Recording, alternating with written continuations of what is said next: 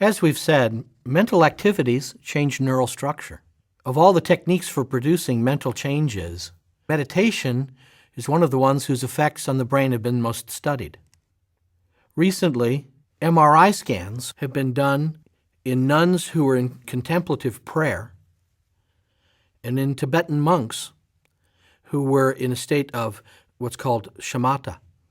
When these people were studied, there were areas of the brain in which metabolic activity was greater for the nuns during loving union with Christ and for the Tibetan monastics during their state of being at one with emptiness than during baseline activities in these same brains. 3 key areas appear to be clearly activated during mindfulness meditation. These are the orbitofrontal cortex, the anterior cingulate cortex, and the insula. When we think about these regions of the brain, this makes complete sense. The orbitofrontal cortex, that's a fancy term for a part of the brain that sits pretty much just behind and above the eyes, has a lot of responsibility for what are called executive functions of the mind, sort of like what a CEO or a committee chair does. It says what the task is at hand, calls everybody to pay attention, plans and organizes the work to do, keeps everybody on track. When you meditate, or do anything else that requires sustained and conscious effort, the orbitofrontal cortex takes the lead in orchestrating all the mental and therefore neurologic activities that are required to do that task. The anterior cingulate cortex, sometimes called the ACC, is a part of the brain you'll hear a lot about.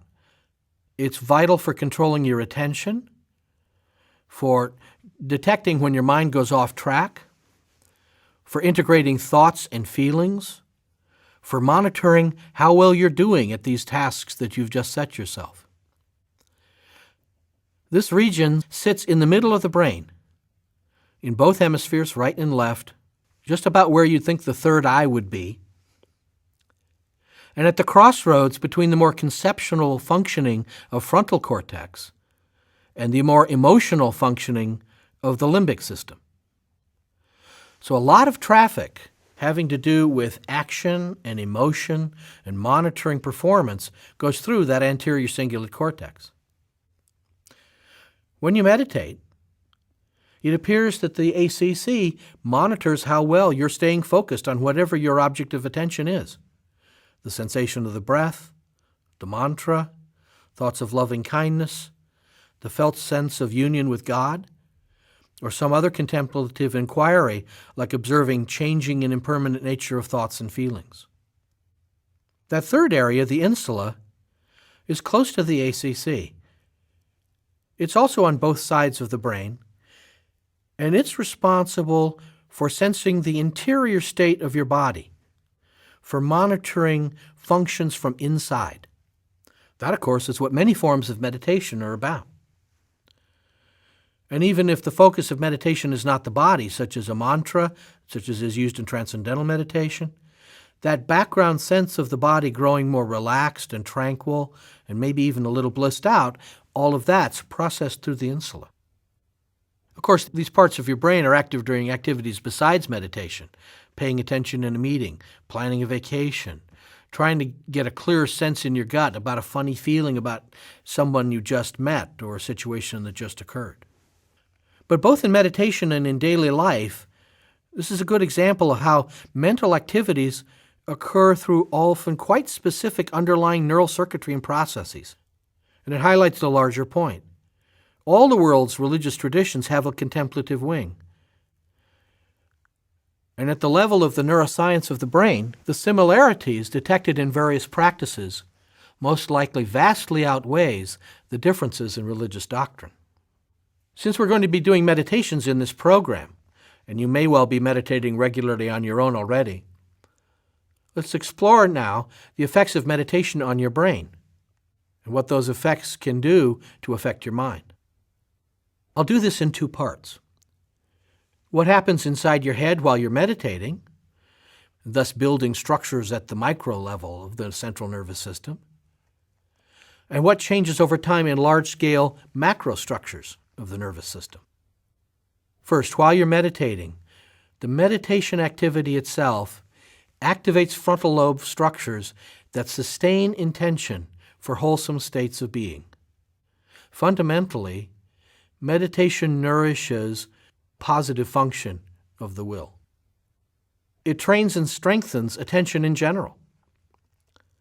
It also strengthens what's called interoception, the sensing of the internal state of the body, gut feelings, intuitions. Altogether, this training of attention strengthens the circuitry of self-observation, self-awareness, self-understanding, which is, of course, key to what's called the observing ego in developmental and clinical psychology, which is a vital faculty for every person wishing to be independent. Further, meditation trains the brain pathways of meta-attention, the capacity to attend to attention. This increases personal productivity because meta-attention is very useful when we're trying to learn something new or to do a hard task well. So in both psychological and spiritual terms, stronger meta-attention helps us stably keep being aware of being aware. In a sense, it keeps us on track. Meditation activates the insula, the part of the brain that's most responsible for awareness of the internal state of your body. Obviously, that helps you become more aware of your deep, underlying gut feelings about things. That has benefits in its own right. Activating the insula also increases a person's capacity for empathy, a vital interpersonal skill in a social species like our own. Research has shown that the more a person is aware of their own body, the more their insula lights up in an MRI. And the more active their insula is, the more empathic they are toward other people, the more understanding they have about how other people feel. One reason empathy is important is that it's the foundation of compassion, loving kindness, being happy that others are happy. Empathy helps you understand family members, your coworkers, your clients and customers, your friends. It gives you vital information about their underlying feelings and wants.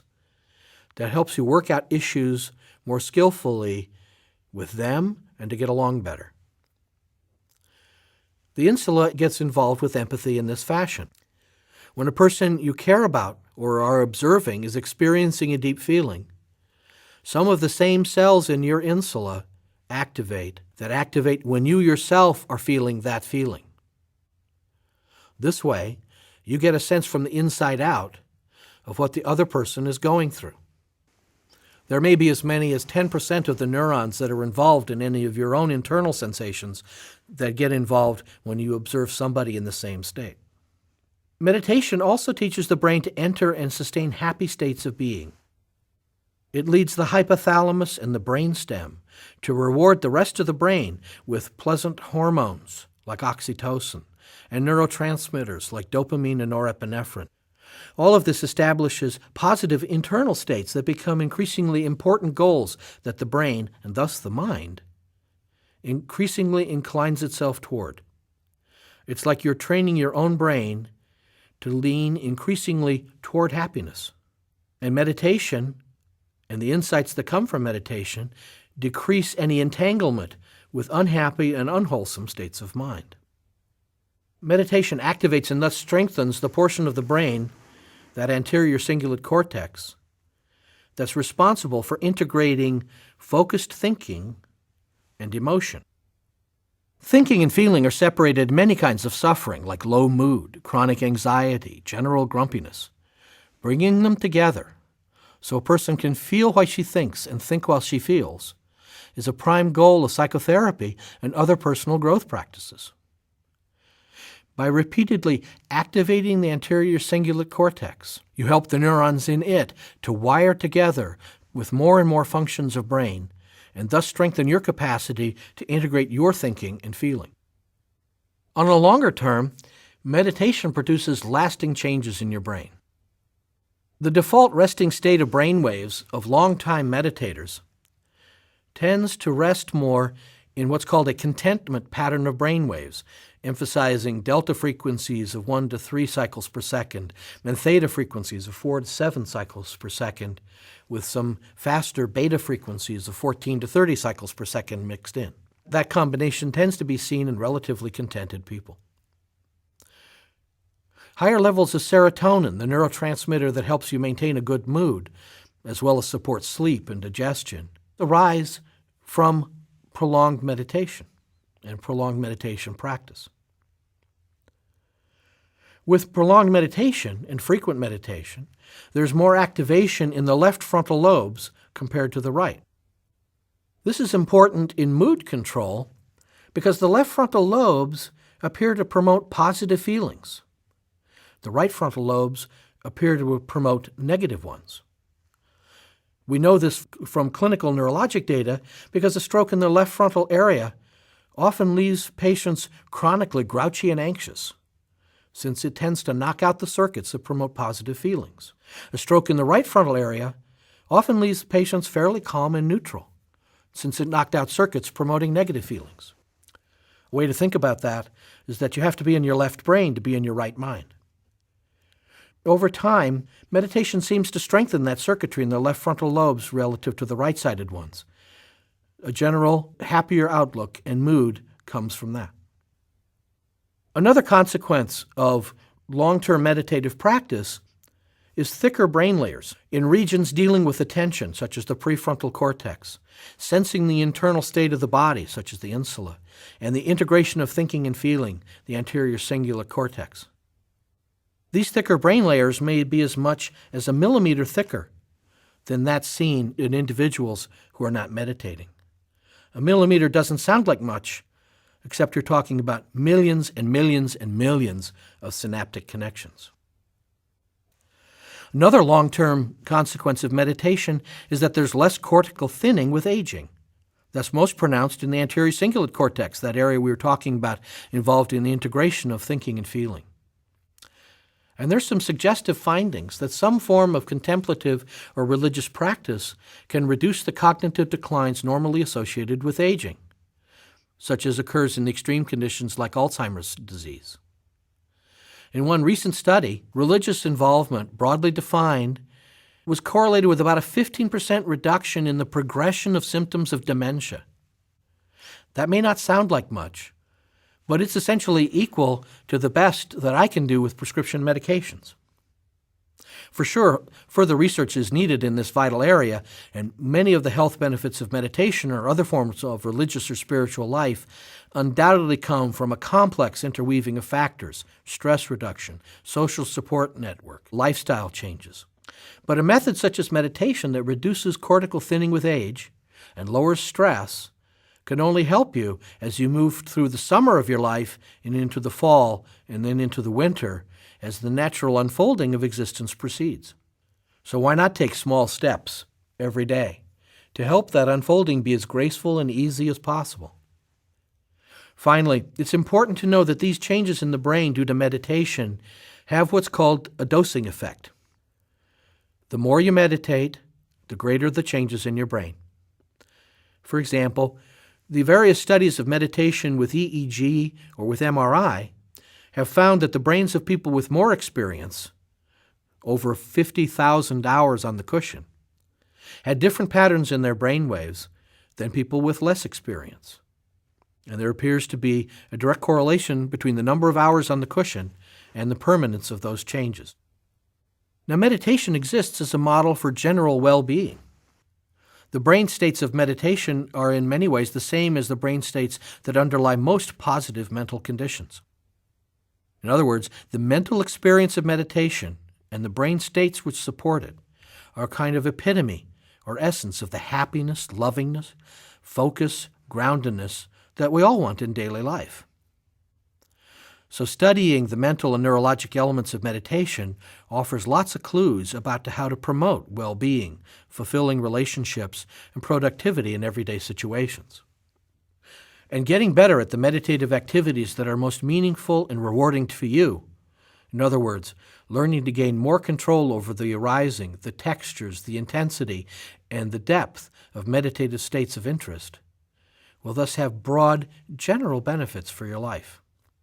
For example, tuning into your body is a key to the relaxation needed for stress relief. Similarly, increasing one's mindfulness improves performance at work.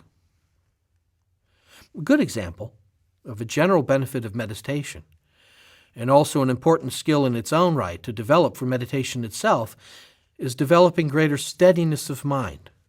That can be a great challenge, especially in the beginning of a meditation practice. So now, to begin getting those benefits and to close out this session, Rick will guide you in a brief meditation.